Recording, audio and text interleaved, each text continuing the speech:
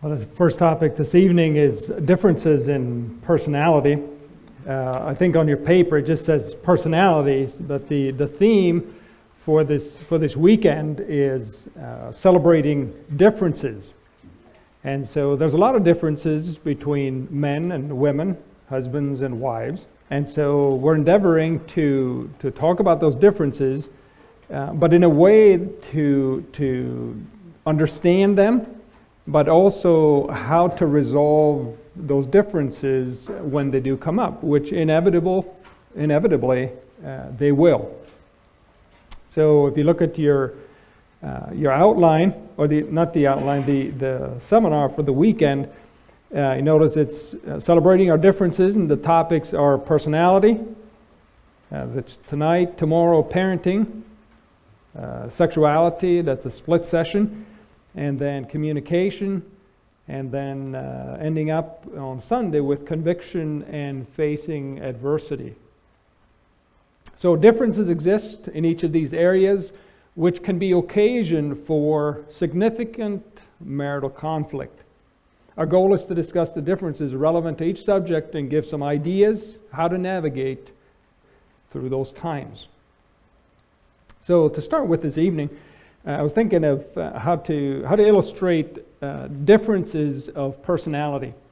So recently, my wife and I made a trip to Minnesota via airplane. And on our way back, we kind of didn't make it to the airport in time. And so we ended up having to spend the night in Minneapolis. And the way to get from the airport to the motel was via shuttle. And on our way to the airport, it really started snowing. And it was coming down pretty hard. And snow was accumulating on the road. And so it affected our driving. We made it to the airport all right. But then when we got there, we had to get a shuttle to go to the motel. The driver of the shuttle was driving a vehicle that wasn't functioning properly. At least the defrost wasn't functioning properly. So keep in mind, now there's several things going on. We're kind of running, we didn't make it to the airport, and so we had to make adjustments to find a motel. By this time, it's about 10:30, 11 o'clock in the evening. And this about 12, 15 passenger van pulls up. About 12, 15 people climb in, and it's fairly cold outside. With all those people getting in, after a little bit, the condensation started forming on the windows and on the windshield. And there's snow on the ground. It's heavy. It's snowing pretty heavy. And beside me sat a airline pilot.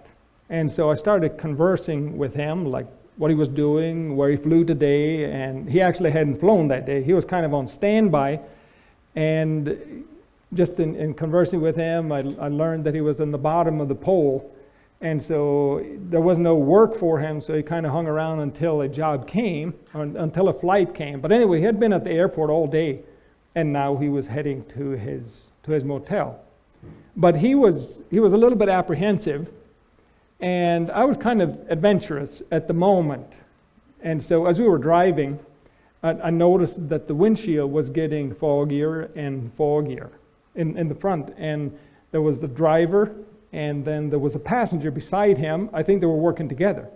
Well, the defrost wasn't working adequately, so once in a while it was a lady that was assisting him. She would get up, and she would wipe the windshield in front of him so he could see out. She did this once or twice, and then after a while she grabbed a towel. He handed her a towel, and she got up there and with the towel just while he was driving. And I could see out a little bit, and I wonder how close we were getting to the edge of the road as we were driving. And I noticed the airline pilot. He was kind of leaning too, and he was trying to see out underneath at the most bottom part of the windshield. There was a little bit of clarity, like where it was clear, where he could see through. Now, I wasn't sure what he was going to do if it fogged up, But it seemed like he was apprehensive. And so I said, well, he mentioned something about, I wonder if he can see. And in my mind, I thought, well, you're an airline pilot. You fly by instrument. And so I said, well, maybe he's flying by his instruments. He kind of made a reply, like, he said something like, they don't have instruments on these things, especially on this old van. Like it was an older van. So differences of personality. Some people in a stressful situation may be adventurous. Hey, this is an adventure. Let's have some fun. Other people are apprehensive. It's like, what is going to happen here? And so it's just to illustrate, in one sense, differences of personality. So we'll start with, what do we mean by personality? What is personality? For many years, I've heard this word personality, and I actually didn't know what it meant. I kind of didn't use it a lot because I didn't really know what it meant. And so when I saw this topic, or when we were getting ready for this seminar, initially I was like, well, someone else can take this one, because I am actually not sure what I would talk about. But the more I thought about it, I thought, hey, this is a good way to learn what something means and what it looks like in real life. So here we go. Here's the results of the study. So defining personality. Personality is, first, the word personality is not found in your Bible. It is a word that people have invented to explain or describe something they've observed. Okay? People that explain personality tell us its component parts, its function, and give cause and reason for, or they interpret, its particular expression. Okay? So that is people that explain personality. On the other hand, people that describe personality observe the varied characteristic patterns of people and categorize them into a few select categories to make decisions and or to predict outcomes. So they do what maybe you've heard of personality tests. And that's where they would give people questions, people would respond to those questions, and then they kind of categorize them. Those questions are based on certain categories, and then they can kind of predict your personality and where you would fit kind of with other people, where would be a good fit for you either in work or in like employment or in interpersonal relationship. So personality, some definitions. Personality is the complex, that's a group of characteristics that distinguish an individual or a nation or group. It is the totality of an individual's behavioral and emotional characteristics. So how a person acts and how they feel in general.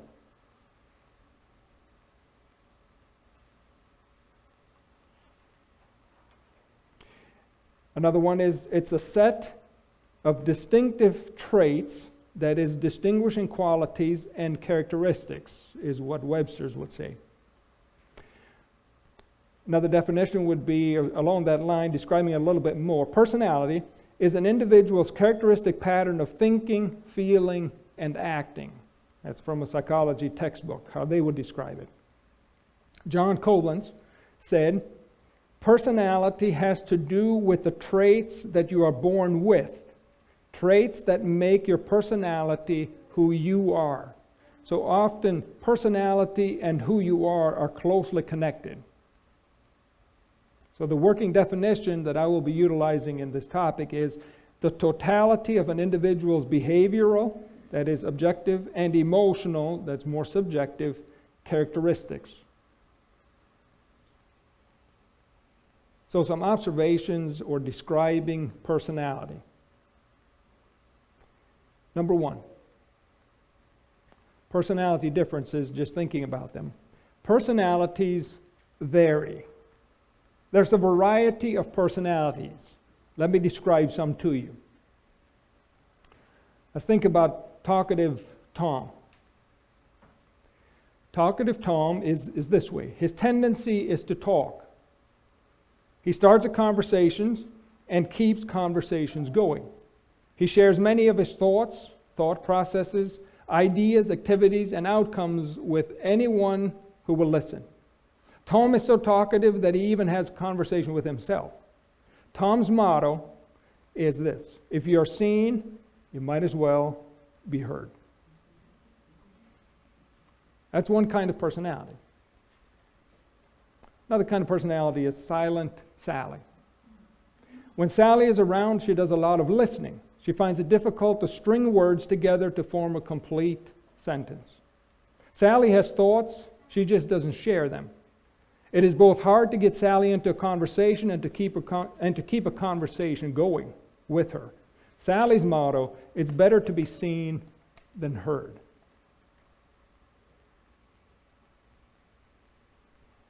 Another personality. These are some of my friends that I brought with me tonight. There's Organized Olin. If you want organization in your business or plan a work bee, put Olin in charge. In Olin's shop, everything is in order. Olin has a hard time functioning where there is disorder.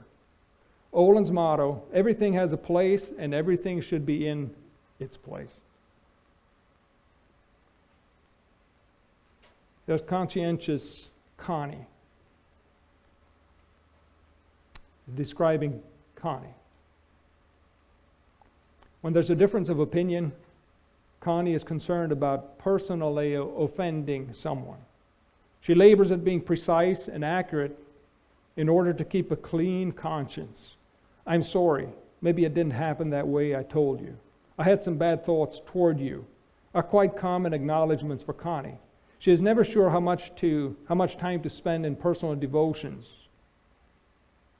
She wonders what more she could do to be sure that the Lord is pleased with her. The times of communion are associated with excavating the soul and clearing the record of accumulated wrongs. Connie's motto is, above all else, keep a quiet conscience. And finally, laid back Larry. There are a few things that get Larry worked up. Larry is not known to speed on his way to work or on his way home from work. For Larry, getting worked up about most things in life is just expending a lot of good energy that is in short supply.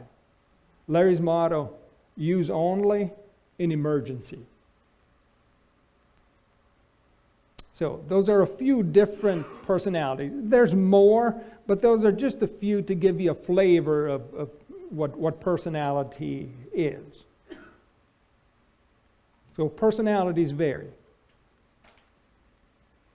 Secondly, personality differences are often grouped into a few select categories. By describing varied personalities, what I've done above, I'm presupposing and assuming that you accept there is such a phenomenon as personality. Additionally, accepting the reality of personality will help you to have categories in which to sort differences of personality. I am not primarily explaining personality, I'm more describing personality. I'm attempting to describe personality that is the varied expressions of it. So categorizing people according to personality types can be helpful on one side or hurtful. So on the helpful side, it's a shorthand method of describing someone in a general way, especially if you use commendable terms. So if you describe someone in shorthand, you might say things like they're outgoing, they're friendly, they're encouraging. Okay, that's just a few ways to describe some people's personality. On the other side is the hurtful aspect. Hurtful, it can be a disparaging comparison between different types. That is, pigeonholing or assigning a person to a restrictive category that fails to reflect the actual complexities of a personality. Some examples in describing in a hurtful way is like this. he's not as outgoing as his brother. She tends to look on the dark side of life. The glass, to this person, the glass is always half empty. It's depressing having a conversation with him or with her. Okay, you're describing personality to a degree, but it's kind of in a disparaging way. So, personality differences are often grouped into a few select categories, and categories that can be helpful or hurtful. Number 3, personality differences reflect God's creativity. They reflect God's creativity. Remember, the working definition was the totality of an individual's behavioral and emotional characteristics. God's creativity is on display in many different ways. Consider, there are approximately 73,300 species of trees on planet Earth. Now that's a lot of different kinds of trees. Like, don't you think one kind of tree or 2 or 3 would be adequate? Well, God is creative, and so that's one way that he puts his creativity on display. Fish biologists have described more than 30,000 species of fish in the world. The Bible records that God made the stars on day 4 of creation week. On day 4, God made the sun and the sun to give light during the day and the moon to give light at night. Then it mentions he made the stars, just in a short phrase. But actually think about this. Today, that was in 1997, the local Milky Way galaxy, of which our sun is a part, has been found to contain 200,000 million stars. What an astounding result. If somebody could count 3 stars per second after 100 years, he would have counted less than 5% of the number. Now that's creativity and power on display. Over 1.5 million living animal species have been described, but it has been estimated that there are over 7 million animal species in total. In Colossians chapter 2, the Apostle Paul describes the person and work of Jesus. He says it this way, talking about Jesus, he says, who is the image, that is the visible manifestation of the invisible God, the firstborn, that is first in rank of every creature. For by him were all things created that are in heaven and that are in earth, visible and invisible, whether they be thrones or dominions or principalities or powers. All things were created by him and for him. And he is before all things, and by him all things consist or hold together. And he is the head of the body, the church, who is the beginning, the firstborn from the dead, that in all things he might have the preeminence, that is the first place or superiority.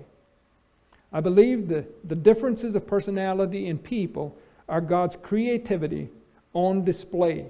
Since God made us the way he did, we should accept our unique personality and glorify God through or by it. Number 4. Personality ideal is a misnomer. Okay? There is no perfect personality. If you could just be a little bit of this and a little bit more of that, that would be the ideal.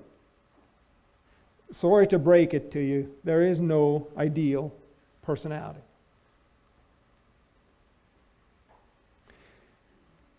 Jesus selected 12 disciples to follow him, learn from him, and pass his teaching to the next generation.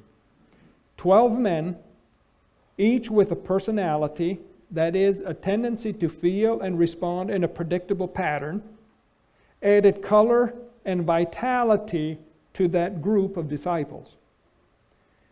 Here's a few of the disciples. Okay? Think of Peter.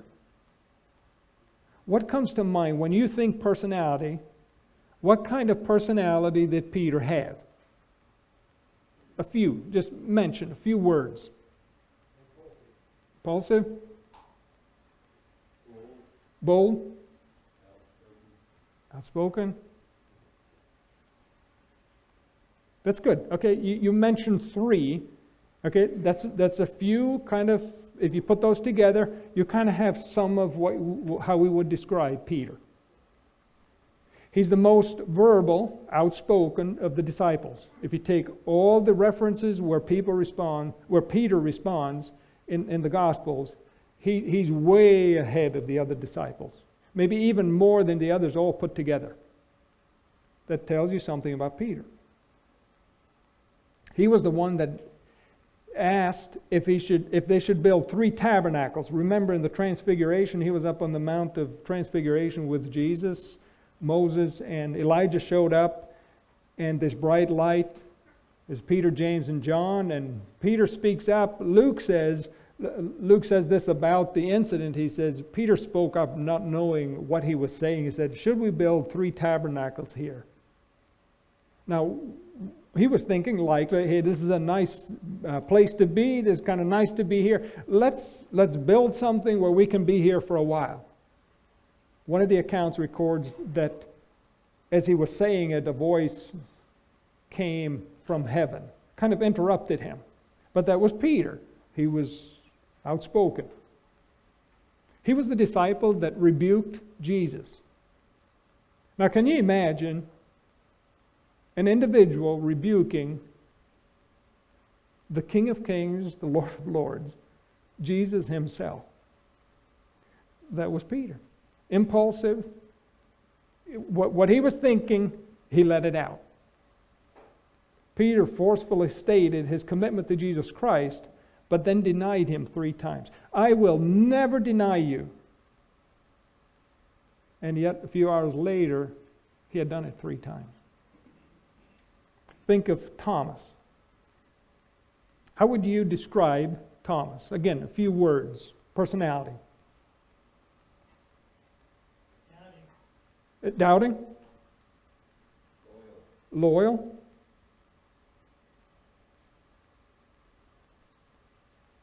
Okay. That's good. The disciple that doubted. Where did we get that? Well, there's a couple of different occasions in the Bible. He's kind of a pessimist. John 20:25, or cross-reference also is in John 11:16. He says, when in John 11:16, when Jesus was talking about, let's go to the city of Bethany and we will go visit Lazarus. And John says, one of them said, we don't want to go there. You know, the last time we were there, they threw rocks at us. Well, they kind of went back and forth, and finally, Thomas says, let's all go with him that we may die with him. How encouraging. After the resurrection, Thomas said this, unless I see in his hands the mark of the nails, and place my finger into the mark of the nails, and place my hands into his side, I will never believe. Doubting Thomas. James and John, known as the sons of thunder. They wanted to call fire down from heaven on people as Elijah did in his day. They wanted to sit on Jesus' right and left hand in his kingdom. So the 12 disputed among themselves, seeking position. Now think about it. These 12, each with their unique personality. Imagine what that did to the group dynamic. If you take one of those out and you put somebody else in, it changes the group dynamic because of personality. Based on Jesus' conversation in the Gospels, he never corrects or rebukes personality. He never told Peter, you talk too much. He never said anything of that nature to the disciples. So he never corrected or condemned personality. Part of what made each of the disciples unique was the difference in personality. Without these differences of personality, it changes the dynamic of the 12. Again, I think personality differences are one expression of God's creativity. God loves variety, and human personalities are one way of putting his creative ability on display. So human personality is actually a good thing because it's one way of expressing God's creativity or creative ability and love for variety.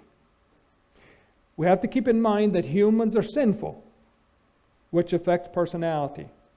Imagine for a moment what it was like for Adam and Eve before sin.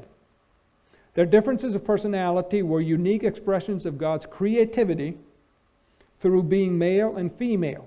As a couple, their differences of personality were blended together to create a unique personality or a marriage personality that did not exist before. Adam and Eve did not lose their individual personalities, but retained them and blended them together in such a way that it had created a new personality. Number 5. Personality differences can result in conflict. Not because they're differences, but because humans are sinful. Let's suppose that talkative Tom and silent Sally get married. Tom will tend to talk and Sally will tend to do a lot of listening. Tom does not enjoy silence, but Sally thrives on it. Conflict can arise when Tom asks Sally for input, but she doesn't say anything, which is frustrating for Tom. On the other hand, Sally thinks or wishes Tom would just enjoy times together without having to talk about anything and everything. Sometimes Tom struggles with the fact that talk comes so easily for him and how Sally is frequently irritated with his talkativeness.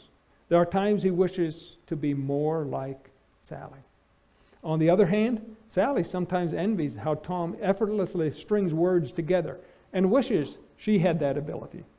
She's internally frustrated with herself when Tom asks her opinion about a subject and her tongue disengages. She has thoughts, she just can't find the words to express those thoughts. When she does find words, she sputters like an engine with water in the gas.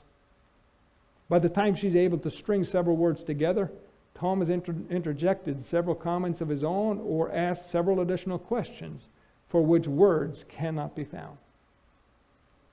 So while personality differences are good, it can also be occasions for conflict. So let's assume you have conflict. What do you do about it? My wife and I have differences of personality. We are different.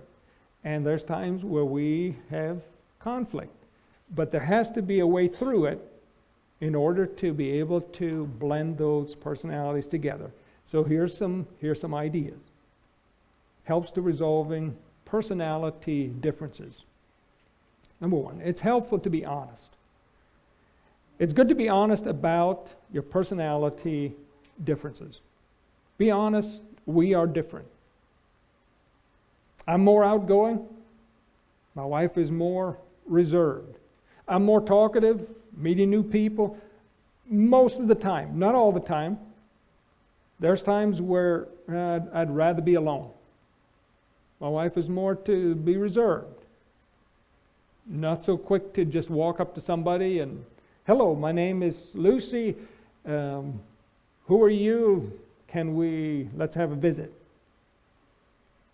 So we're different. It's good to be honest about your differences. Personality differences are different, not sinful. Different, not sinful. Jill is organized and tidy. John can easily live with clutter. Joanne is direct and to the point.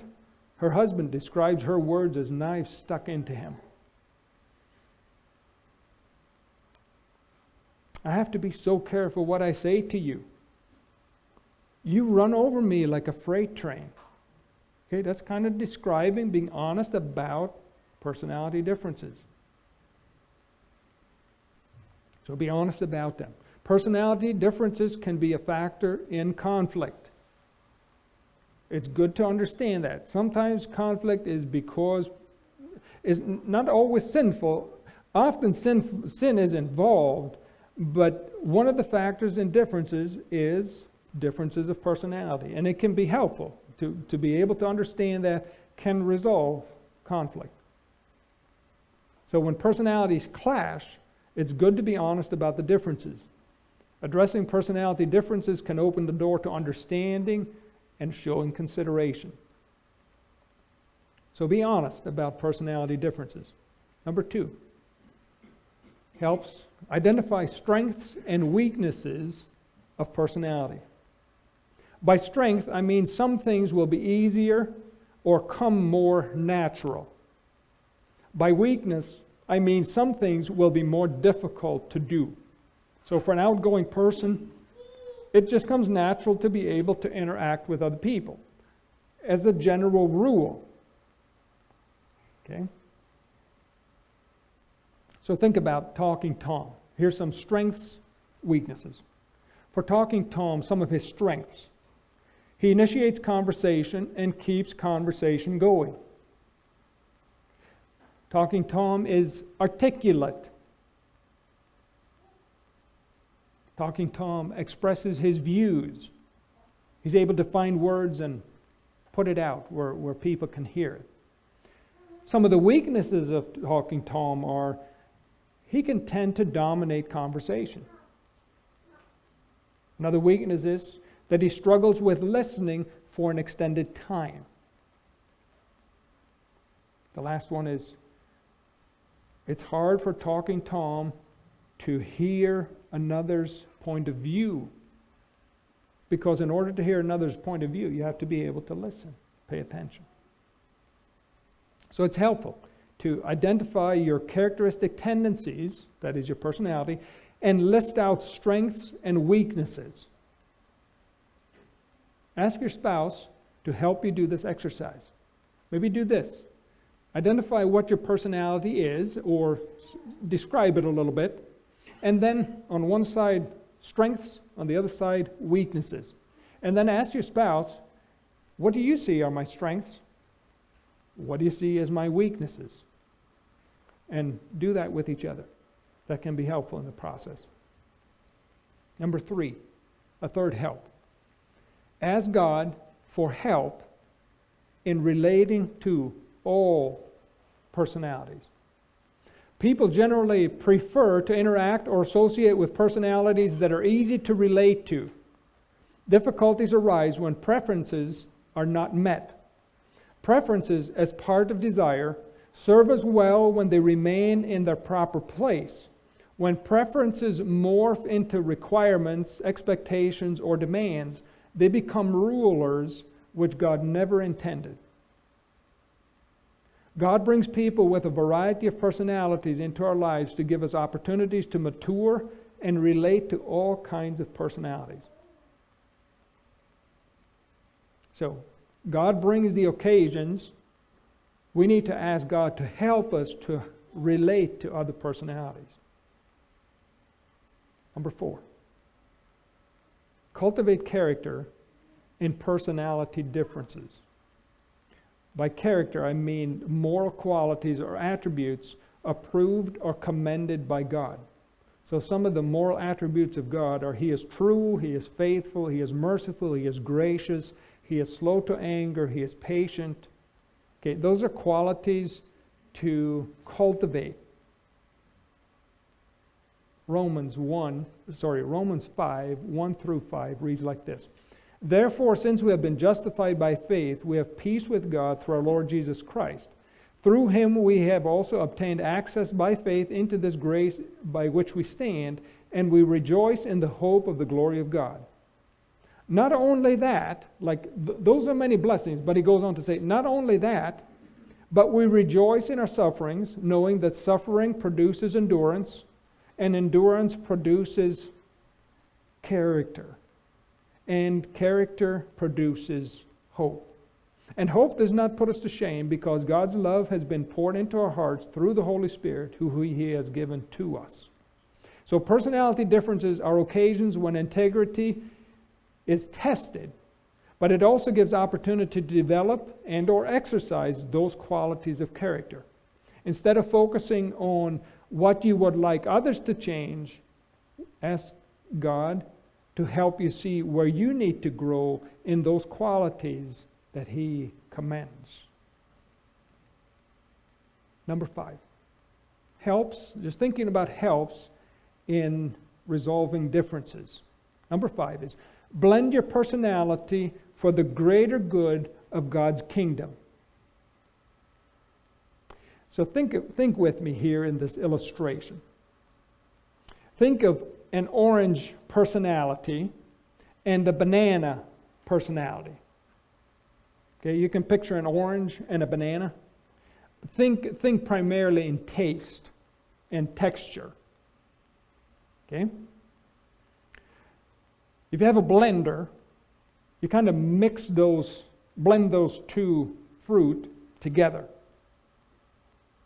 And you have a unique blend and taste and texture of orange and banana. Okay? You could call this combination Barange or an Oranana, however you want to call it. Okay? But here the illustration kind of breaks down. Because once you blend an orange and a banana together, you kind of have it blended. I mean, it's done. Okay? But as a human being, you still remain an orange or a banana. In any given situation, you're never blended and then it's over, it's done. No, you're always in the process of blending. Like between you and your wife, from one occasion to the next occasion, from one person to another person. You're always blending, learning how to blend it together so that you function together.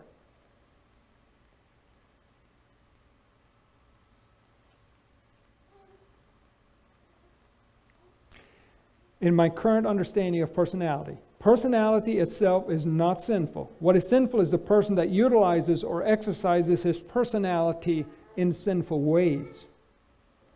By blending your individual personality with others, that is orange or banana, the resulting product will be much better suited for God's kingdom than without it. Think of blending your personality as an ongoing process of God conforming you and others to His likeness so that you can do His work with greater effectiveness and efficiency because you are matured, spend more time and energy blending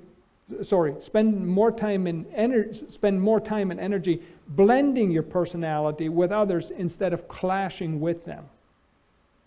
Okay, imagine the difference as we mature, as we allow God to blend us together. Consider how much more efficient and enjoyable it is to actually work alongside others. Instead of regularly clashing, you actually learn how to blend and work together.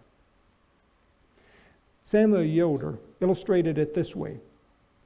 He said, the strength of the pack, he was talking about wolves, is in the pack, but without the strength of the individual wolf, you don't have a pack. In other words, both the individual personality and the pack, a combined personality, are necessary. And those are God's purposes. So blend your personality for the greater good of God's kingdom. And lastly, thank God for creating a variety of personalities. Imagine if everyone was just like you. Or for me, what would it be like if everyone was exactly like me? I think it'd be fairly boring.